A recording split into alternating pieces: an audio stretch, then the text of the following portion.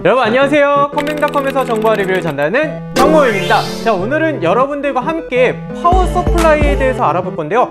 파워 서플라이 보시면은 80 플러스 인증 이런 부분들이 있잖아요.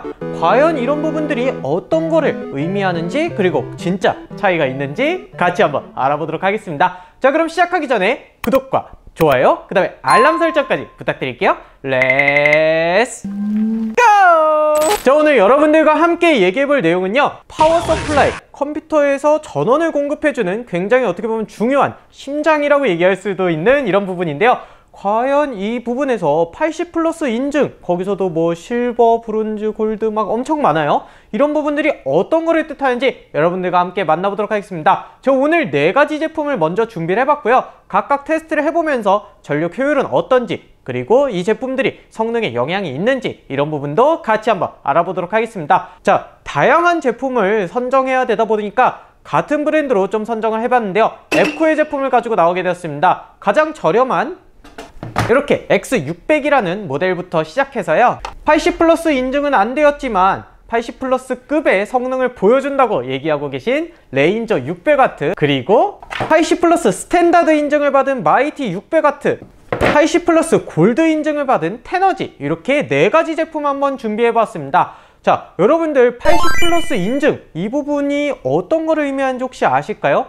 일단 예전에는 굉장히 뻥파워라는 게 많았어요. 근데 이제 뻥파워라는 건 거의 많이 사라지게 된 추세고요.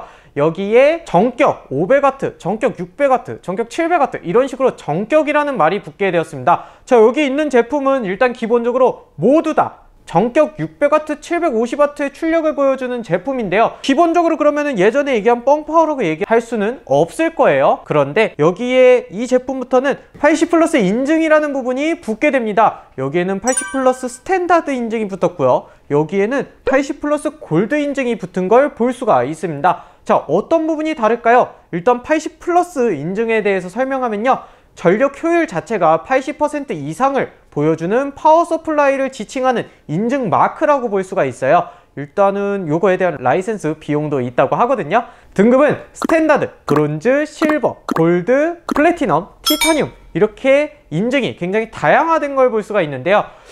어디서 많이 본 것 같지 않나요? 롤 티어에서 부실골? 이런 느낌 있는, 굉장히 그래서 저도 외우기 쉬웠는데, 나무위키 출처로 80 플러스를 검색했더니 파워 서플라이 자체에서 효율이 낮다는 거는 누설 전류가 많다, 이렇게 볼 수가 있대요. 그래서 이는 즉 열이나 노이즈, 그 다음에 고주파음 등으로 이런 부분들이 변환돼서 노출이 될 수 있다 라고 얘기를 하는데요.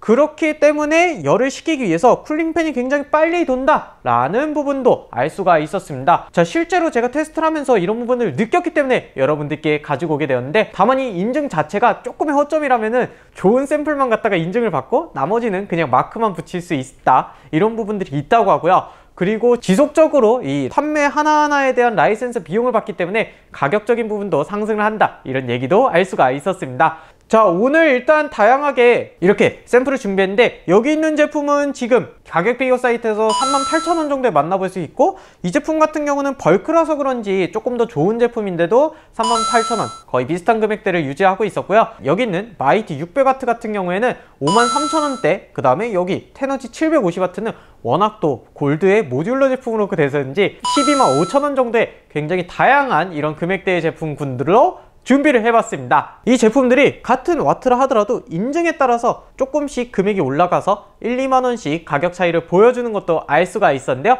그렇다면 80 플러스 스탠다드를 기준으로 과연 이 제품들이 어느 정도 전력 소모가 더 많은지, 뭐 소음이 더 큰지, 이런 부분들 알아보도록 할게요. 뿅! 어색하다. 자, 그러면 이 80 플러스 스탠다드 제품을 기준으로 하위 제품들은 어느 정도 소음이나 전력 소모가 이루어지는지, 그 다음에 상위 제품은 또 어느 정도 차이가 있는지 같이 한번 알아보도록 할게요. 자, 먼저 배틀그라운드 플레이를 기준으로 한번 봤습니다. 여기 있는 X600W 기준으로는 약 330W에서 360W 정도의 전력 소모를 하고 있었고요. 여기 있는 마이티가 307에서 333W 정도로 약 10% 정도 전력 소모가 더 적은 걸 볼 수가 있었습니다. 자, 그만큼 80 플러스 스탠다드에 대한 전력 소모 인증 부분이 확실히 효과가 있다, 이렇게 말씀드릴 수가 있는데요. 다만 약간 의외인가? 라고 생각했던 부분 중에 우연인지 아닌지는 모르겠지만 배틀그라운드 프레임도 2에서 3프레임 정도 여기 YT 제품이 조금 더 높게 나온 걸 알 수가 있었는데요. 다만 위에서 말했던 쿨링팬이 빨리 돈다 라는 부분이 소음적인 이슈로 빠진다는 것도 알 수가 있었습니다. X 같은 경우에는 제가 파워 서플라이 뒤에서 30cm 정도 떨어진 다음에 소음을 측정했더니 48.2dB로 조금 큰 소음이 나타나는 걸 알 수가 있었고요.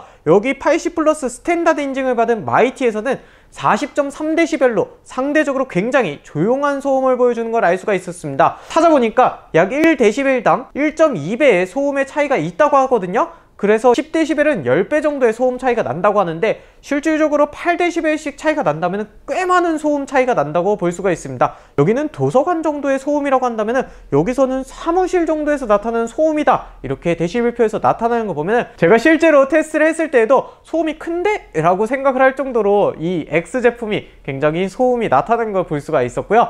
여기 마이티 제품 같은 경우는 조용하다라는 걸 느꼈는데 실생활 속 집에서 여러분들이 이 소음 자체를 들어보면 차이가 많이 나는데 라고 느끼실 법하다 라는 생각을 하게 되었습니다. 자, 그렇다면 이 마이티 제품과 동급인데 80 플러스 인증만 안 받았는데요 라고 앱코 영업사원분께서 얘기하셨던 이 제품은 어땠는지 한번 알아보면요, 일단 전력 소모 자체는 거의 비슷한 정도를 알 수가 있었습니다. 394W 정도를 소모할 때 389W 정도를 소모하면서 5W 정도의 소모라면 큰 차이가 없는 부분을 알 수가 있었는데, 제가 얘기를 듣기로는 이 제품 자체가 80 플러스 인증을 하게 되면 한 개당 3,000원씩 올라갈 수 있다고 하더라고요. 그래서 이런 인증 부분을 빠지고 나온 제품이다 라고 하는데, 여러분들이 다시 제품을 판매할 게 아니라면은 이 제품 자체도 가성비로 괜찮을 것 같다 라는 생각이 들었던 부분입니다. 여러분들이 정확히 어떤 부품이 쓰였는지 아시고 그 다음에 80 플러스 인증만 뺐다 라고 하신다면은 그런 제품을 선택해보는 것도 괜찮을 것 같아요.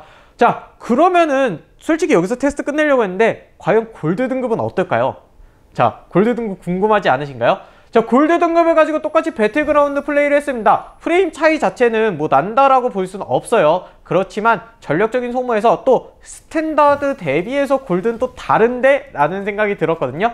같은 화면일 때 마이티 제품 자체가 395W 정도를 소모하는 화면에서 여기 테너지 골드 같은 경우에는 368W 정도를 소모하는 모습을 보여주면서 약 7% 정도 또 전력을 덜 소모한다 라는 부분도 알 수가 있었습니다. 자, 일단은 80 플러스 스탠다드급 이상으로는 확실히 소음적인 부분은 적다, 이런 걸 느낄 수가 있었고요. 다만 이제 전력 소모 자체가 이렇게 줄어드는 모습도 여러분들이 알 수가 있었습니다.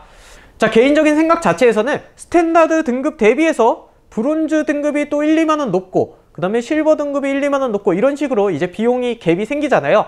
자, 이 비용 갭 자체를 1년 이상 사용했을 때에는 충분히 전력적인 소모를 줄이는 부분을 가지고 금액 격차를 줄일 수가 있다 라고 생각이 듭니다.